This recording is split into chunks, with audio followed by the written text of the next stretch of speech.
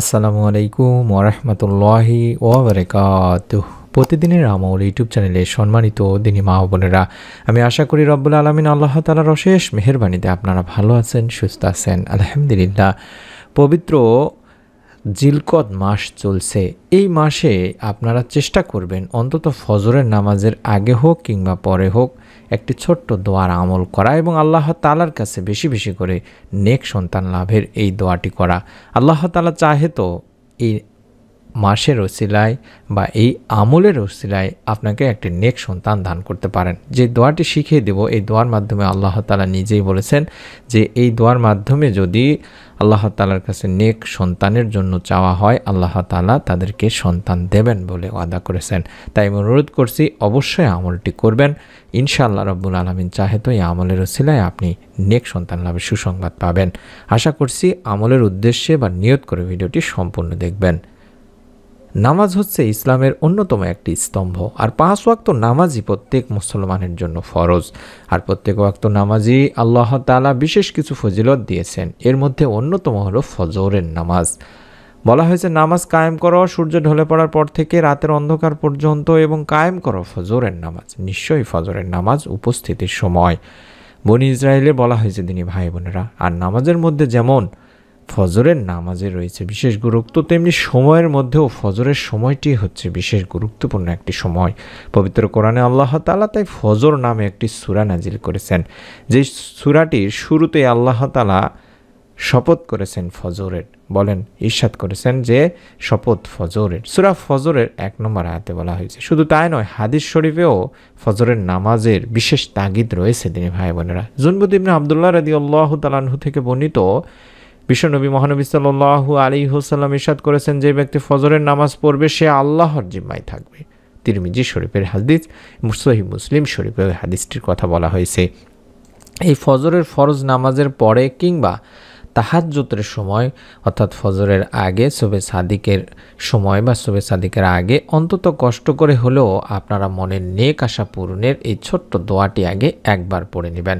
মনের একান্ত আশা পূরণে মানুষ অনেক আমলই করে থাকেন, তবে মনের আশা পূরণের জন্য ইসমে আজমের দোয়া কবুল হওয়ার গুরুত্বপূর্ণ একটি উপায় রয়েছে। আল্লাহ তাআলা পবিত্র এই নামটি ইসমে আজমের ওসিলায় আল্লাহ তাআলা বান্দার দোয়া কবুল করেন মর্মে বিভিন্ন হাদিস পাওয়া যায়, যেখানে আল্লাহর নবী, প্রিয় নবী স্বয়ং ঘোষণাও দিয়েছেন। আল্লাহ রাসূল সাল্লাল্লাহু আলাইহি ওয়াসাল্লাম ইসমে আজম সম্পর্কে কিছু বিশেষ বাক্যের দিক নির্দেশনা দিয়ে বলেছেন যে হযরত আব্দুল্লাহ ইবনুল রুবাইদ আল আসলামী রাদিয়াল্লাহু তাআলা আনহু এর বাবা থেকে যেখানে বর্ণনা করা, আল্লাহ রাসূল সাল্লাল্লাহু আলাইহি ওয়াসাল্লাম সেখানে বলেন, এক ব্যক্তি তার দোয়া এভাবে করতে শোনেন, অর্থাৎ যেই ব্যক্তিটি দোয়া করেছেন সেই ব্যক্তিটি এই দোয়াটি করেছিলেন, যেটা রাসূল সাল্লাল্লাহু আলাইহি ওয়াসাল্লাম শুনেছিলেন। আল্লাহুম্মা ইন্নী আসআলুকা বিআন্নী আশহাদু আন্নাকা আনতাল্লাহু লা ইলাহা ইল্লা আনতাল আহাদুস সামাদুল্লাযী লাম ইয়ালিদ ওয়া লাম ইউলাদ ওয়া লাম ইয়াকুল লাহু কুফুয়ান আহাদ। এটি ইসমে আজমের দোয়া, অর্থাৎ এই নামে বা ইসমে আজমের এই দোয়াটির মাধ্যমে আল্লাহ তাআলার কাছে কোনো কিছু চাওয়া হলে তার চাওয়াগুলো আল্লাহ তাআলা পূরণ করে থাকেন। তাই আমরা এই দোয়াটি আগে অন্তত একবার পড়ে নিব। বর্ণনাকারী যেখানে বলেছেন আল্লাহ রাসূল সাল্লাল্লাহু আলাইহি সাল্লাম ওই ব্যক্তির মুখে এই দোয়া বা এই বাক্যগুলো শুনে তখন বললেন, সেই সব মহান সত্তার শপথ, আল্লাহ রাব্বুল আলামিন নিজে বলছেন যে সেই মহান সত্তার শপথ যার হাতে আমার জীবন, নিঃসন্দেহে এই দোয়া আল্লাহ তাআলার মহান নামের অর্থাৎ ইসমে আজমের ওসিলায় তার কাছে প্রার্থনা করা হয়েছে। যে নামের ওসিলায় দোয়া করলে মহান রব আল্লাহ তাআলা তার দোয়া কবুল করেন, এবং যে নামের ওসিলায় কোনো কিছু চাওয়া হলে যা আল্লাহ তাআলা তার প্রার্থনা বা চাওয়াগুলো কবুল করেন, তাকে তা দান করেন। তিরমিজি শরীফের একটি হাদিস। অর্থাৎ এই হাদিসের আলোকে দুনিয়ার অনেক হাদিস বিশারদ যারা আছেন তারা বলেছেন যে এটি হলো সেই দোয়া যেটিকে ইসমে আজমের দোয়া বলা হয়েছে। আল্লামা ইবনে হাজার আসকালানি রাহমাতুল্লাহি আলাইহি এই হাদিসটিকে ইসমে আজমের সবচেয়ে নির্ভরযোগ্য ও বিশুদ্ধ হাদিস হিসেবেও আখ্যায়িত করেছেন।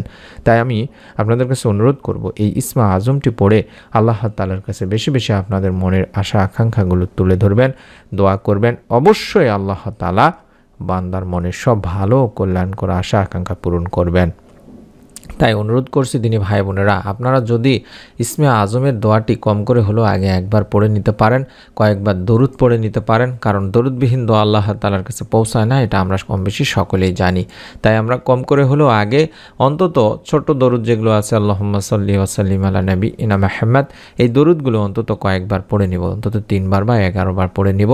তারপরে ইসমে আজমের এই দোয়াটি কম করে হলেও একবার এভাবে পাঠ করব, আল্লাহুম্মা ইন্নী আসআলুকা বিআন্নী আশহাদু আন্নাকা আনতাল্লাহু লা ইলাহা ইল্লা আনতাল আহাদুস সামাদুল্লাযী লাম ইয়ালিদ ওয়া লাম ইউলাদ ওয়া লাম ইয়াকুল লাহু কুফুয়ান আহাদ। এভাবে হলো অন্তত একবার পাঠ করে সন্তান লাভের পরীক্ষিত এই দোয়াটি কম করে হলেও আমরা 3 বার পাঠ করব।